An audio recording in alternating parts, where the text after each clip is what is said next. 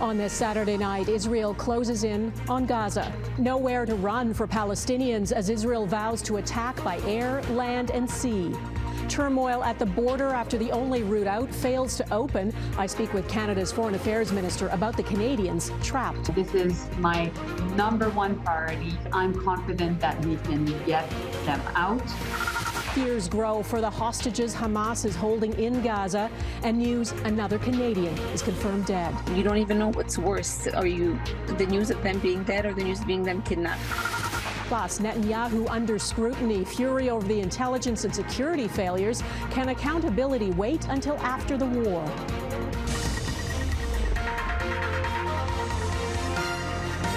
Global National with Donna Friesen. Good evening and thanks for joining us. As Israel warns its invasion of Gaza is coming, people are on the move, trying to heed warnings to flee south as the humanitarian crisis grows. The UN says hundreds of thousands of Palestinians have fled northern Gaza for the south as Israel ordered, but they have nowhere else to go, and airstrikes have not stopped. This rescue team was trying to help others when it was hit by an apparent Israeli airstrike. More than 2,200 people have been killed in Gaza in the last week. That's according to the Health Ministry. And for Canadians and foreign nationals trapped in Gaza, the promised safe corridor at the border crossing with Egypt never happened. The border stayed shut. There is no way out of Gaza. In the north, not everyone was able or willing to leave. Gaza's largest hospital has become a refuge. It's estimated 35,000 displaced civilians have crammed into the grounds, hoping they'll be protected. Doctors say 95% of the medical supplies are used up and no humanitarian aid is being allowed in. I interviewed this British Palestinian doctor earlier this week. There's now no Wi-Fi. It's harder to reach people. He's no longer answering our messages, but today tweeted, "Every few minutes the buildings shake as the Israelis target more buildings around the hospital. My colleagues trying to keep their families safe while still coming to work have brought their families to stay at the hospital. Every office has a family. I slept on the operating room table." Israel says its aim is to dismember Hamas and its military capability, revenge for those horrific attacks by Hamas on southern Israel. Civilians, it insists, are not the enemy. Crystal Goomansingh is in Jerusalem tonight. Crystal. Donna, this evening, Israeli Defense Forces announced that they were preparing coordinated strikes by land, air, and sea, and that there would be, and I am quoting the actual message here, an emphasis on significant ground operations. Now, if the target is still North Gaza, as previously stated by the IDF, civilians will be caught up in those strikes. Panicked faces and bloodied, injured loved ones from the latest barrage of bombs dropped on Gaza. The need for medical care is overwhelming here, and it will only get worse.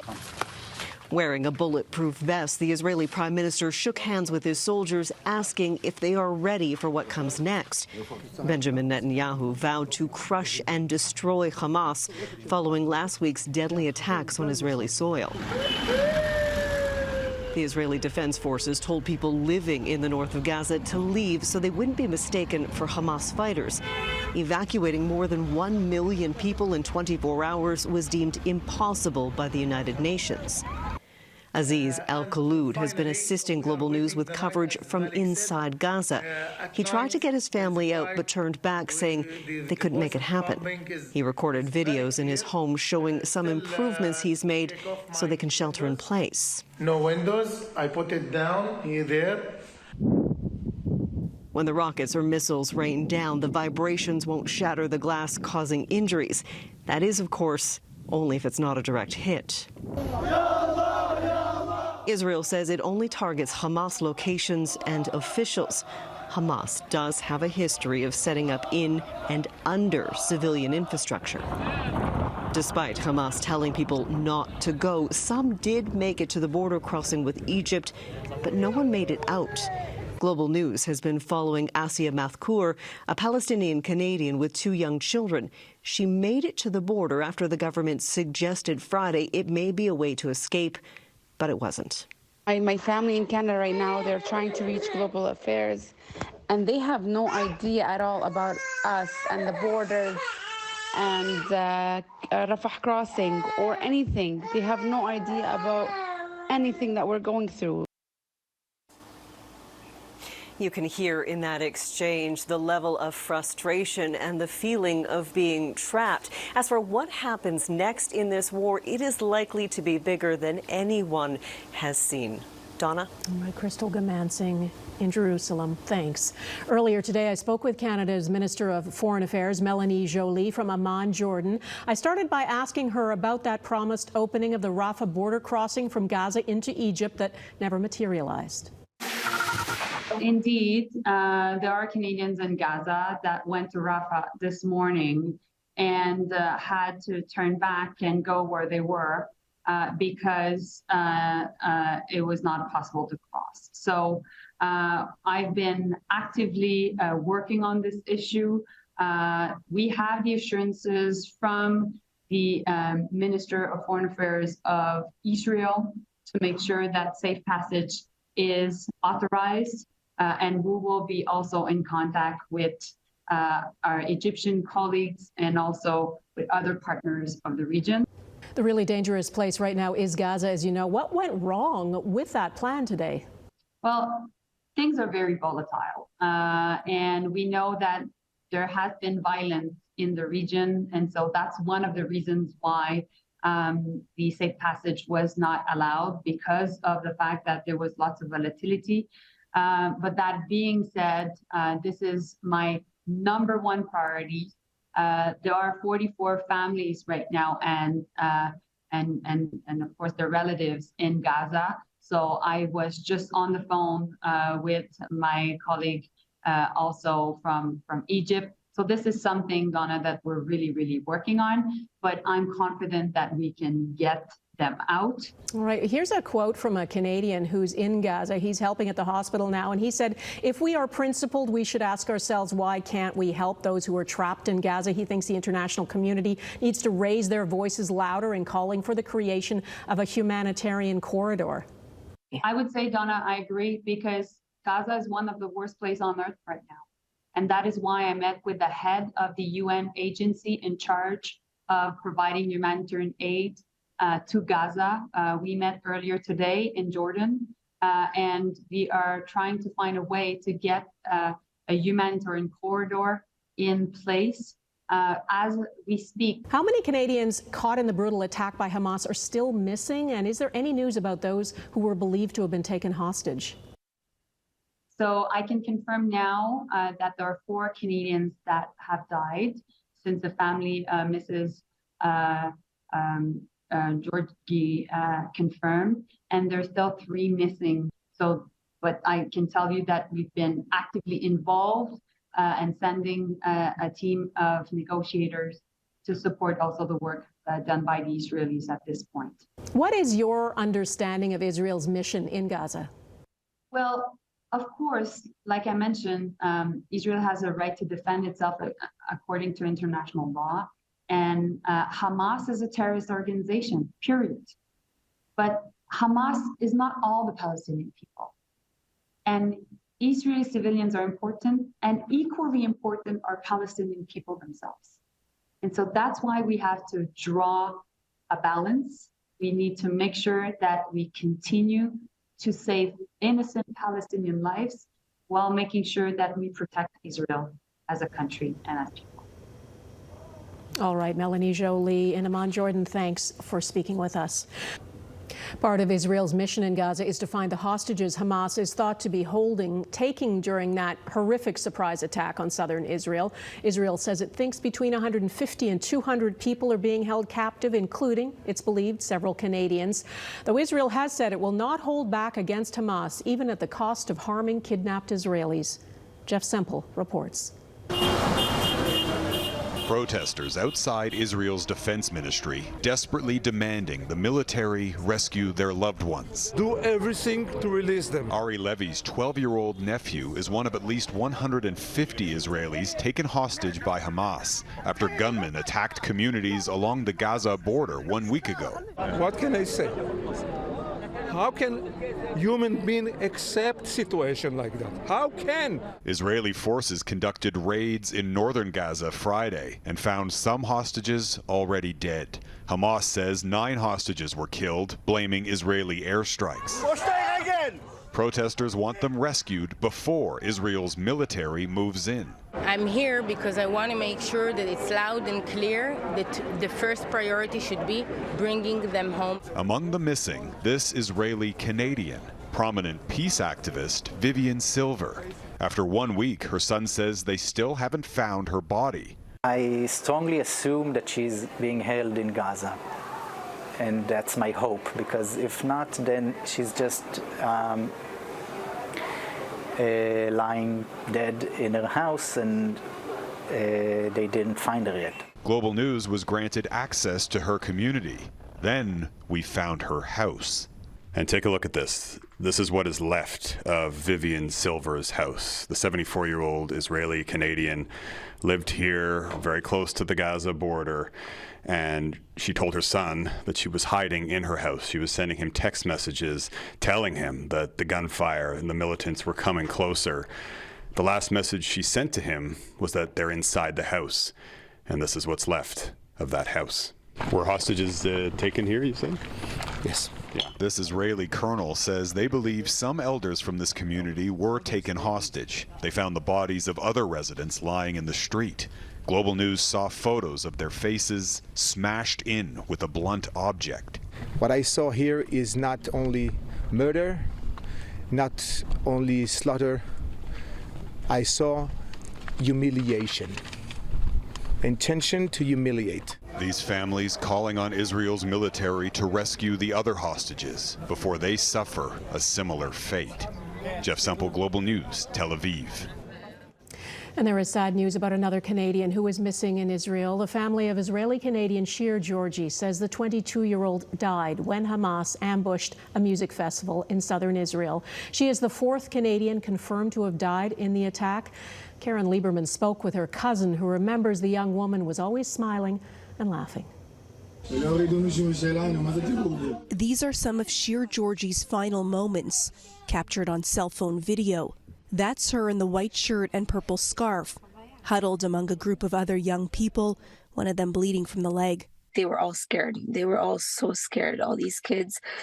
And from the last we've heard from kids that did survive that were in that room, is that the police officer told them, if you want to survive, you have to run as fast as you can. Shir called her mother that morning and said she'd found refuge in a bomb shelter and not to worry. That was the last she heard of her. They really had hope. The 22-year-old Canadian Israeli attended the Tribe of Nova music festival with friends. They were ambushed by Hamas. At least 260 people were killed at the event, an unknown number taken hostage. You don't even know what's worse, the news of them being dead or the news of being them kidnapped. It's both the worst case scenarios. For days, Shir's family in Montreal and Israel searched for information. They went from one hospital to another. Parents had to bring a piece of DNA for them to be able to identify all these kids. So they provided them, I believe, with her toothbrush. After a week of hoping and praying, Shir's aunt posted on Instagram, "My family received the terrible news. It is with great sadness and a broken heart that we announce the murder of our beloved Shir." Shir was the light of her house. She was a sweet, gentle, amazing girl that always loved and respected everybody around her. Caryn Lieberman, Global News, Toronto. There were demonstrations supporting both Israelis and Palestinians around the world today. Supporters of Israel gathered at Calgary's City Hall 1 week after the deadly attack on Jewish people in southern Israel. Pro-Palestinian demonstrations were shut down in France and Germany today over public safety fears. In the UK, tens of thousands attended marches supporting Palestinians. Police say 7 people were arrested. They'd warned anyone showing support for Hamas, a proscribed terrorist organization, or deviating from the route would face arrest. And demonstrations were also held in Asia, the Middle East, and the United States. Americans stand firm with Israel. Coming up, what role Israel's most powerful ally could play as the crisis escalates. U.S. Secretary of State Antony Blinken has told Middle Eastern leaders that there can be no business as usual with Hamas as his diplomatic tour ramps up. America is Israel's closest ally, but it's also working diplomatic channels to de-escalate tension in the region. And as Joel Senek reports, Blinken also says civilians in Gaza should be protected. Touching down in yet another country, America's top diplomat continues a whirlwind tour of the Middle East. U.S. Secretary of State Antony Blinken in the United Arab Emirates and Saudi Arabia Saturday, putting the focus on the humanitarian toll of Israel's conflict with Hamas. None of us want to see suffering by civilians on any side, whether it's in Israel, whether it's in Gaza. Blinken's 7-country trip comes as troops prepare for a ground incursion into Gaza, a conflict the U.S. continues to warn others to stay out of. The West Bank has already been very volatile in the previous weeks. Will we have a second front here? Will Iran and its proxies come in? A show of force is one strategy to prevent that. An American aircraft carrier strike group is already in the region with a second warship on the way.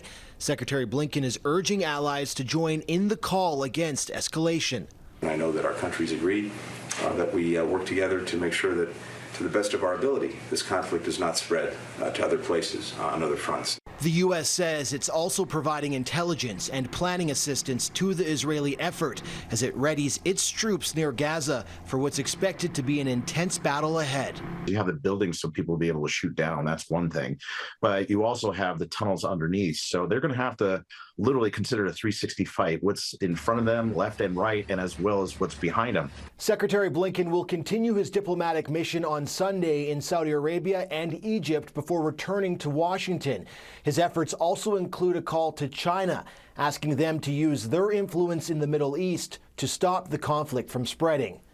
Joel Senek, Global News, Washington. Ahead, Israel's prime minister, now a war leader, how this crisis could impact his political future.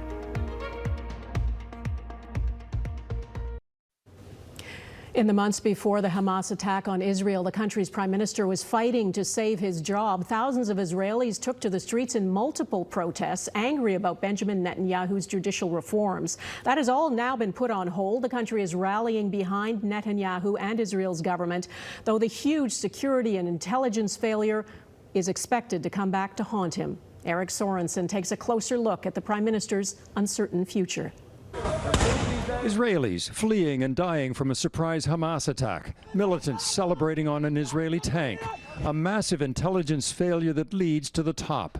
Benjamin Netanyahu had already polarized Israeli society, facing a corruption trial with massive protests over his judicial reforms. I'm so angry what he did to us. For some Israelis, Netanyahu should leave now. He has to go immediately.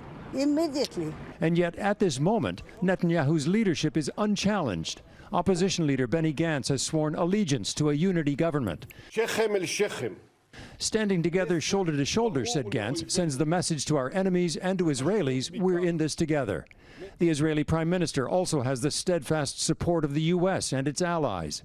We will always be there by your side. Israel is united. Its leaders are united, says Netanyahu. Every other consideration is put aside for the fate of our country. Netanyahu is a little bit insulated from the wrath of the masses of Israelis, and his domestic woes are put on hold right now as all Israeli eyes and the world's eyes are on the Israeli-Hamas war. Because all the people in Israel now we are together. We know that we must, first of all, to destroy the Hamas. But even as Netanyahu's leadership is buttressed by Israelis uniting for war, anger is growing towards him. I think this war, this conflict is like the biggest proof of their incompetence. And I'm very happy that there is a unity government, but I don't see a future for Israel in general. Can Netanyahu survive once more? He seemed to be made of Teflon politically. This professor suggests he has defied his critics in the past, but the backing Netanyahu has in this moment may be fleeting. There are very serious doubts as to whether his leadership will be able to continue past this immediate event. He's going to face a lot of anger and accountability for this massive Israeli intelligence failure. Netanyahu is standing front and center on the world stage, but his future may be less certain now than a week ago. Their country at war, Israelis seem to be looking for stability now and accountability soon.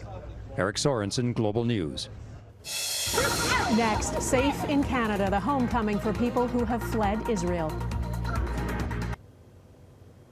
Flights arranged by the Canadian government out of Israel continued today. Global Affairs Canada says 700 Canadians have now been flown on 7 flights from Tel Aviv to Athens.